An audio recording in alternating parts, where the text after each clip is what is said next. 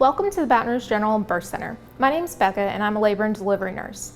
Today I'm going to take you on a brief tour of our triage, labor and delivery, recovery, as well as postpartum rooms. This will give you some insight in what to expect when you come to deliver with us. Whenever you come to visit us, someone may be sitting here at this desk. We ask that you would check in with them and notify them why you are here. If no one is at this desk, please proceed to the doorbell. If no one is at the check-in desk, please use this doorbell. Hit the silver button, which will then ring the desk and notify the staff why you are here.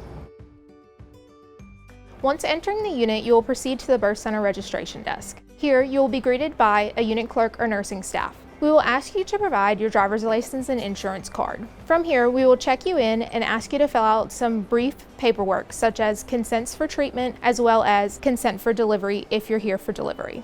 Currently, we're standing in one of our triage rooms, also known as our OB/ED triage area. If you were to come in with complaints of contractions, bleeding, or leaking of fluid, or any concerns about your pregnancy, such as decreased fetal movement, you would be seen here in one of these rooms by our OB hospitalist. They're on call 24/7 and available for any emergencies that may arise. We would monitor you here in one of our beds, as well as using our fetal monitor. Depending on what your complaint is, would determine how long your length of stay would be. If you are under 20 weeks gestational age or have issues unrelated to your pregnancy, such as a motor vehicle accident or shortness of breath, we do ask that you be evaluated in our emergency room first. They will then send you up here for further issues or complications related to your pregnancy if they feel that you need to be evaluated.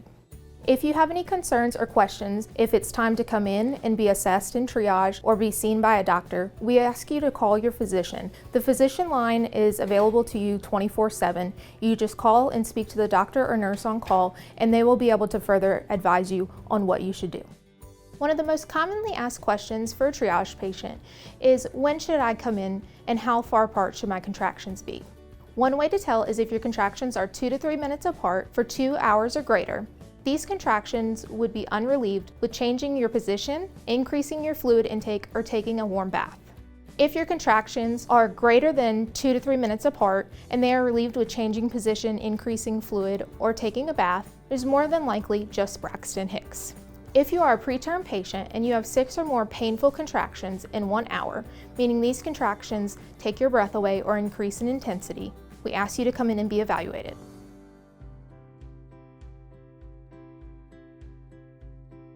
This is one of our labor and delivery rooms. In this room, you will labor, deliver, and recover. In the event that you were to have a C-section, we have 2 of our own operating suites on the unit, just outside this room. After your delivery, you will recover in this room for about 2 to 3 hours. From there, we'll move you to our postpartum unit.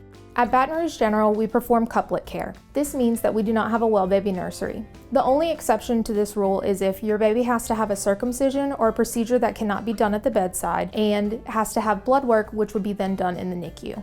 Some babies are born early, meaning they have to spend time in our NICU. If that's the case, our NICU is just on the unit across from postpartum. This unit has a specialty set of nurses that take care of these babies, and they are continuously monitored. It being on the postpartum side means that you can visit your baby throughout your stay while you're here. At Baton Rouge General, we also have tools to provide you with a natural or an epiduralized labor. However you choose, we will support you. We have a tub in which you can labor in. However, this has to be approved by your physician and you have to have no contraindications or any concerns for your pregnancy. Speak to your physician and see if this is an option for you if you choose to do so. We also have peanut balls, birthing balls, a birthing stool, as well as a squat bar to help position you in labor. If you choose to get an epidural, we also provide what's called a PCEA pump, where you control your anesthesia as it is given to you through your epidural. This is a continuous infusion which allows you to give yourself a boost of medication if you start to hurt. We also provide continuous fetal monitoring using our wireless fetal monitor called a Novi. This device is a sticker or patch that goes along your abdomen, and we are able to monitor both you and your baby in your contraction pattern throughout labor. It also allows you to get in the tub or the shower if you choose to do so. Nitrous oxide provides moms a different form of pain relief other than an epidural if you're looking to go natural. Once your baby is born, we will ask you if it's okay to perform skin to skin, where we place the infant on your chest and allow both you and baby to be comfortable, as well as baby get used to being outside of the uterus. This also provides pain relief as well as temperature regulation and calming sensations for the baby. If you choose to do skin to skin, we will then leave the baby on your chest as long as you would like, unless your baby were to get cold or need further intervention, but we do not anticipate this. We also have a lactation specialist who is available, and she is here Monday through Friday to help you with any breastfeeding needs. All of the nursing staff has rounded with her and is able to help you with any of your breastfeeding issues or concerns. We do ask you that if you are planning on breastfeeding, that you bring your own pump so we can teach you how to use your pump while you're in the hospital and prepare you to go home.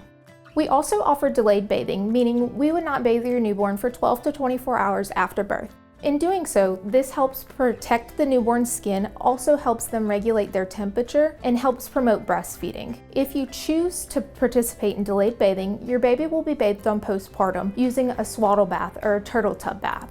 Don't worry, if you choose not to participate in delayed bathing, that's okay. We will bathe your baby in this room, and we will dress him or her in whatever clothing that you have, and we will swaddle them so that you can hold and snuggle them. You may be approached or asked if you'd like to donate your placenta or cord blood donation. We partner with Telegen, where they collect placentas and cord blood, and they use these tissues and donations for patients who have wounds or wound care issues, also burns, skin grafts, and things like that. It's a great way to give back to our community. If you're interested, ask your nurse, and she will be able to provide you with more information.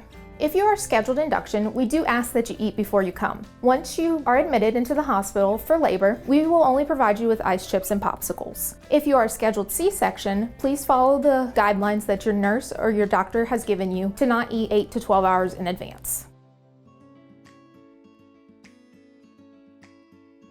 This is one of our postpartum rooms. After you labor, deliver, and recover on our labor and delivery side, we'll move you directly across the hall and you'll spend the rest of your stay in one of these rooms.